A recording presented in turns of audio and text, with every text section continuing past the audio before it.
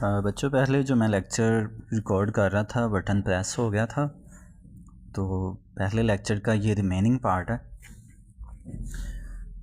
अब ये जो कंडक्टर्स, इंसुलेटर्स और सेमी कंडक्टर्स हैं, सॉलिड्स के 3 तरह के डिफरेंट बिहेवियर्स हैं, और ये जो डिफरेंट तरह के 3 बिहेवियर्स हैं, क्लासिकल फ़िज़िक्स इनको एक्सप्लेन नहीं कर रही थी। मीन्स जो कन्वेंशनल मेथड था फ्री इलेक्ट्रॉन्स की थ्योरी का, the conventional free electron theory based on Bohr's model of electron distribution in an atom failed to explain the external electrical behavior of different materials। तो जो Bohr की theory थी electrons की distribution के बारे में, वो ये जो डिफरेंट तरह के सेमीकंडक्टर्स, इंसुलेटर या कंडक्टर जैसे बिहेवियर्स हैं सॉलिड्स के, इनको नहीं एक्सप्लेन कर पा रही थी। तो इसको फिर एक्सप्लेन किया एनर्जी बैंड थ्योरी ने। तो आज हम इसी एनर्जी बैंड थ्योरी के बारे में पढ़ने जा रहे हैं, जो कि बहुत ही इम्पोर्टेंट लॉन्ग क्वेश्चन भी है। इस चैप्टर का सेकंड मोस्ट इम्पोर्टेंट लॉन्ग है। Energy band theory based on wave mechanical model. Means जो एनर्जी बैंड थ्योरी है, इसकी जो बुनियाद है वो किस पे है? वेव मैकेनिकल मॉडल के ऊपर। Has found successful in resolving this problem. तो मीन्स जो प्रॉब्लम थी, इनको एक्सप्लेन करने के लिए इंसुलेटर, सेमीकंडक्टर्स और कंडक्टर्स को एनर्जी बैंड थ्योरी ने उसको रिजॉल्व किया। According to energy band theory, सबसे पहले हम स्टेट्स को एक्सप्लेन करेंगे। स्टेट्स क्या होती हैं?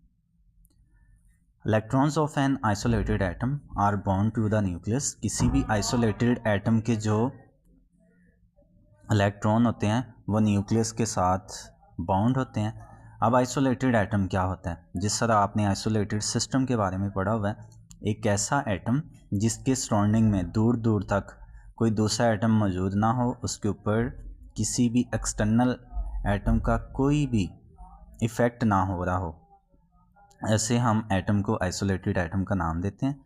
तो जो किसी भी आइसोलेटेड एटम के इलेक्ट्रॉन्स होते हैं वो न्यूक्लियस के साथ बॉन्ड होते हैं and can only have distinct energy levels, और इनके ख़ास मखसूस डिफरेंट एनर्जी लेवल्स होते हैं।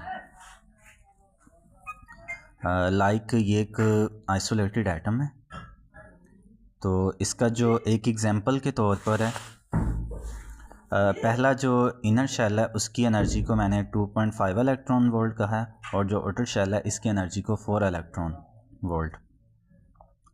अब बोहर की थ्योरी क्या कहती थी कि एक इलेक्ट्रॉन दूसरे ऑर्बिट में बग़ैर किसी एनर्जी के डिफरेंस के ट्रांजिशन कर सकते हैं। लेकिन एनर्जी बैंड थ्योरी ने हमें क्या बताया?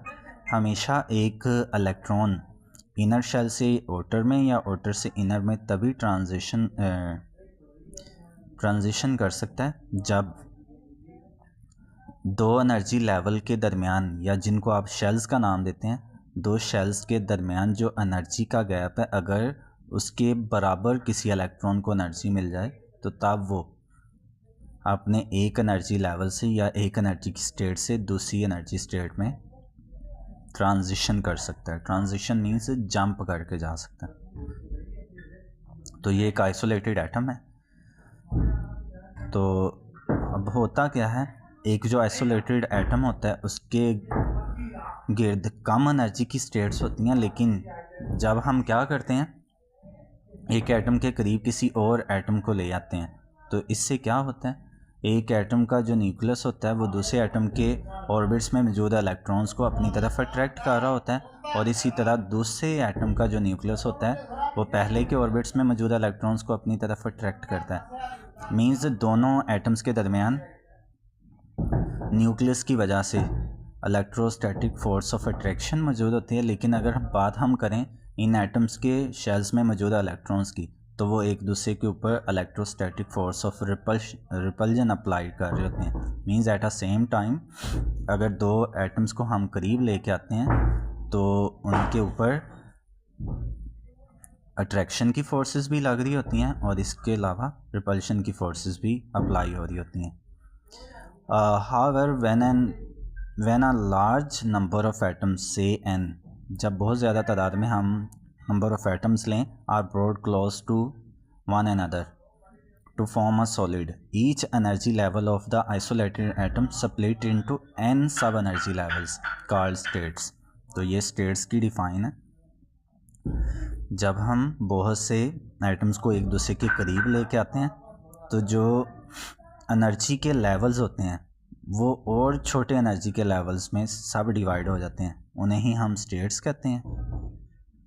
तो यहाँ से फिर हमें एक बात क्लियर हुई, जब एक अकेला एटम होगा उसकी कम एनर्जी की स्टेट्स होंगी। अगर हम बहुत से एटम्स को एक दूसरे के करीब ले जाते हैं मींस मॉलिक्यूल्स बन जाते हैं, तो मॉलिक्यूल्स की फिर ज़्यादा एनर्जी की स्टेट्स होती हैं। आगे एनर्जी बैंड किसे कहा जाता है?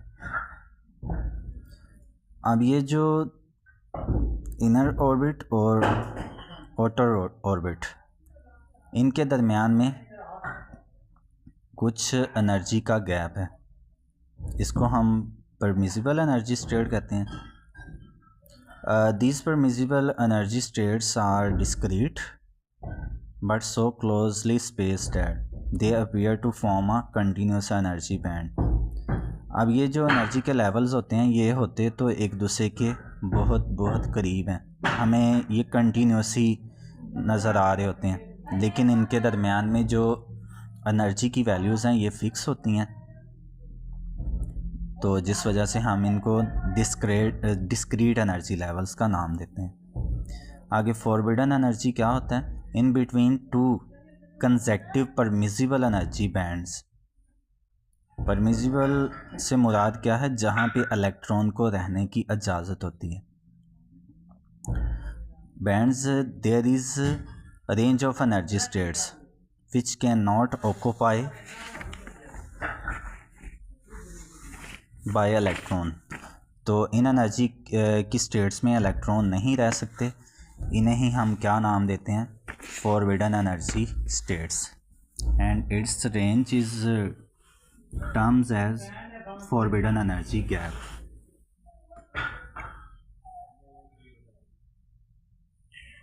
जी तो बच्चों, आज का जो हमें सेकंड टॉपिक पढ़ना है उसका नेम है सिंपल पेंडुलम।